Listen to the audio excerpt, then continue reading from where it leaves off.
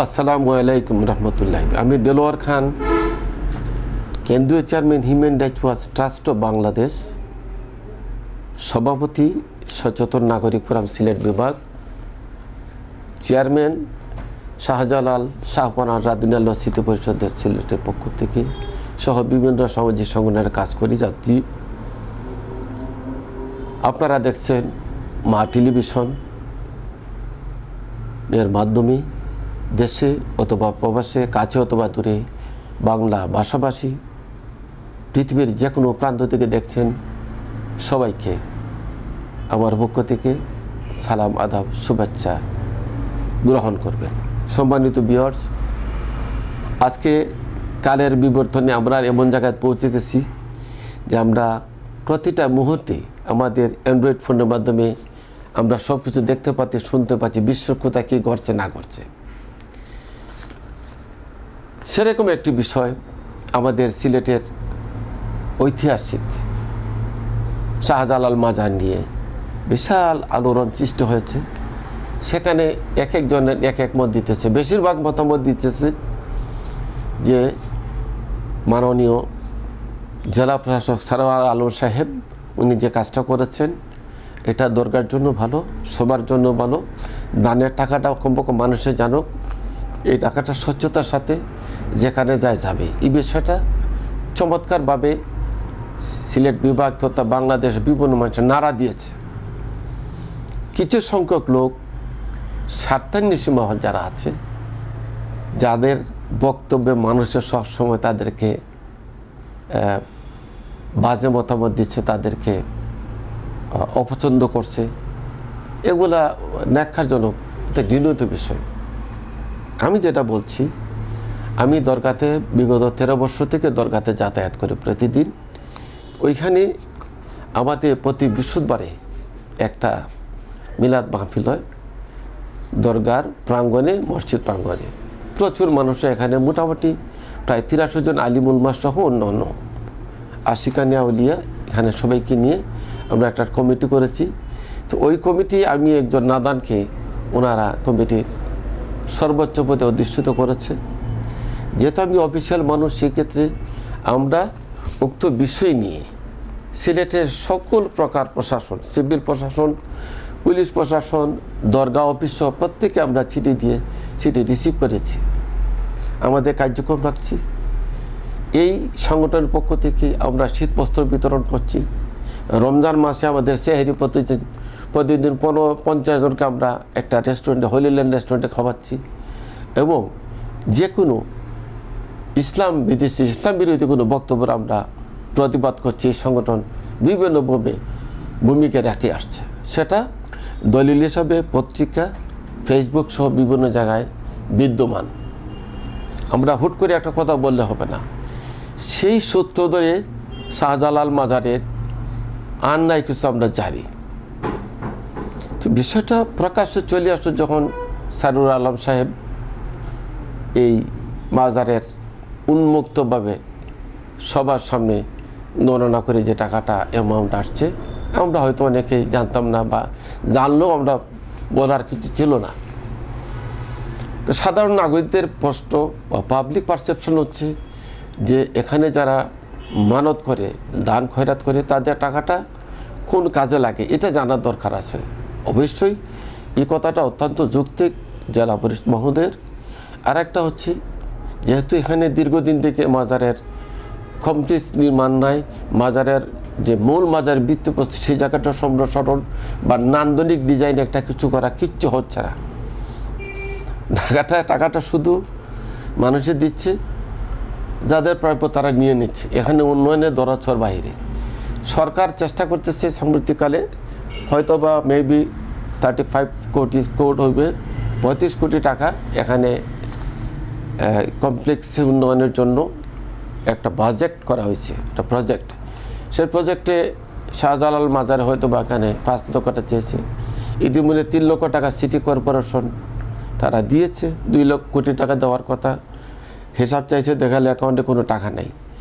এই প্রতিদিন এত 1000 কোটি টাকা আসছে, অথচ টাকা নেই। প্রশাসন এটা জান, তার অধিকার আছে। সে তো সরোয়ার আলম শাহ তো পকেটে করে নিয়ে যায় নাই, তার উপর ভিত্তি করে সিলেটের সাধারণ নাগরিক যেভাবে যুক্তি উপস্থাপন করে সরোয়ার আলম সাহেবের বিষয়টা তারা তুলে ধরছে এবং ওনারকে ট্রান্সফারটা স্থগিত করে পুনরায় নিয়োগ করার জন্য তারা জোর দাবি জানাচ্ছে। রাস্তায়, মোবাইলে, মানববন্ধন, তারপরে অনেক কিছু হচ্ছে। সাম্প্রতিক একজন মানুষ, ওনার নাম জামান চৌধুরী নামে আমরা শুনতে পারলাম, ওনাকে কখনো আমরা দরকার দেখি নাই। ওনার যে সংগঠনের নাম বলছে কি জানি, সেটারও কার্যক্রম আমরা দেখি নাই। কারণ আমি প্রতিদিন 2 বার আমি যাই, আর বৃহস্পতিবার আমাদের একটা প্রোগ্রাম আছে। এইটাকেও ভিত্তি করে আমরা বিভিন্ন ধরনের খানা দানার আয়োজন করি। প্রতিদিন কমপক্ষে আমরা 10 জন লোককে আমরা খাওয়াই আমাদের এই সংগঠন থেকে। তো এটা আমাদের সবারই এটা মতামতের ভিত্তিতে চাও, তাই আমরা সবাই করি। তো এই ধারাবাহিকভাবে আমাদের দরগাতে প্রচুর আমাদের কাজ করতেছি। করোনাকালীন সময় 300-400 পর্যন্ত মানুষ আমরা খাওয়াইছি।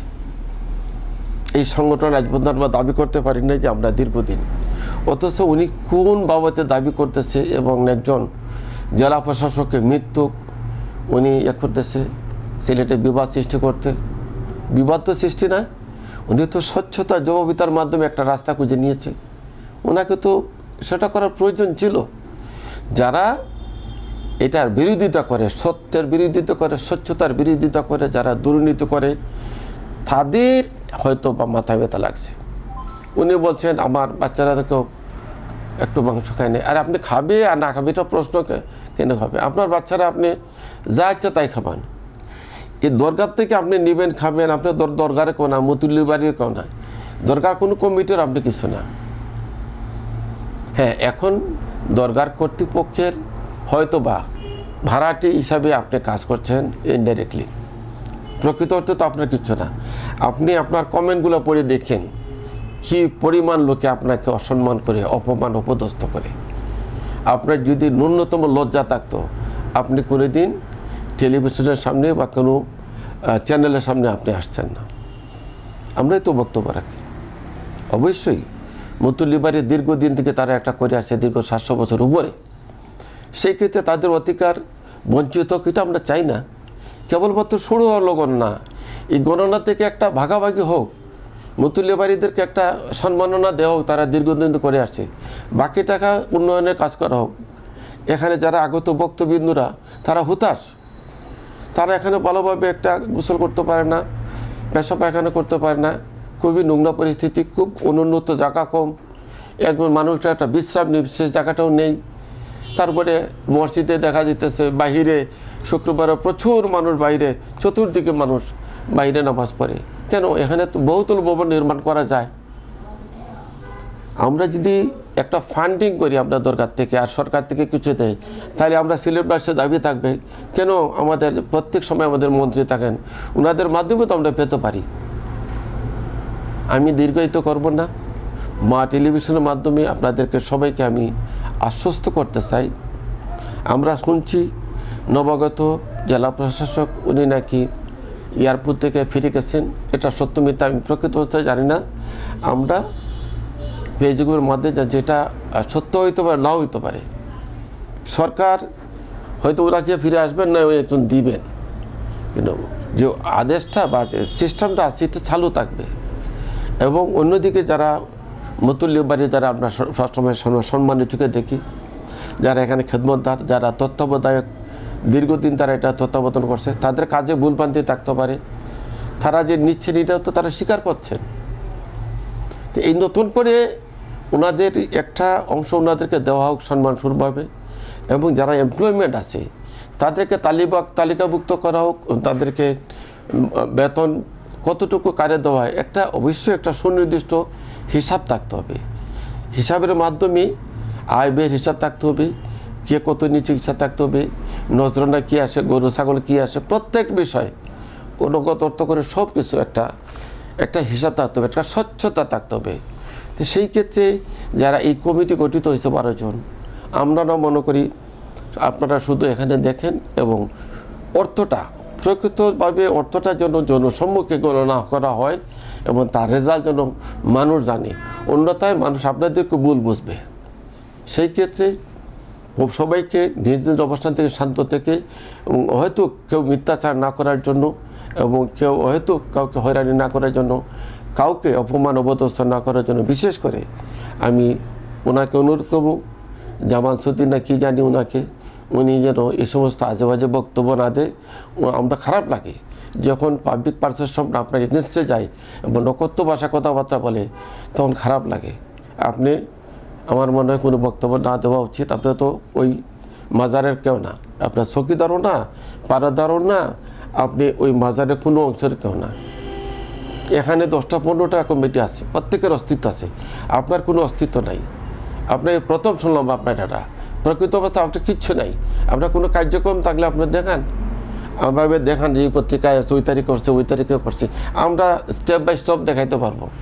এবং বিদ্যমান প্রতি বৃহস্পতিবার এখানে চলছে আমাদের, এবং প্রতি বৃহস্পতিবার আমাদের এখানে মিলাদ মাহফিল হয়। এখানে আমাদের নিজস্ব অর্থায়নে আবার আমরা বৃষ্টি কার কাছে আমরা 2 টাকা নেই না, আমাদের অর্থায়ন আমরা করছি, সেভাবে করা উচিত। এবং বাজার কর্তৃপক্ষকে আমার পরামর্শ দেওয়ার কিছু অর্থজ্ঞানী মানুষ, তারা আমাদের ভালো জ্ঞান রাখেন পরিবেশ পরিস্থিতির উপর, আপনাদের মান সম্মান বজায় রেখে কীভাবে মূল্যবাড়ি মান সম্মান বজায় রাখা যায়।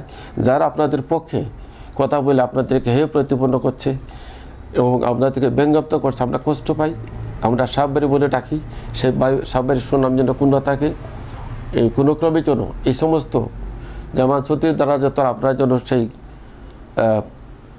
ব্যঙ্গাপ্ত বা খারাপ মন্তব্যের জন্য ভাগিদার আপনাদের না হন, সেই ক্ষেত্রে আপনারা একটু সচেষ্ট থাকবেন।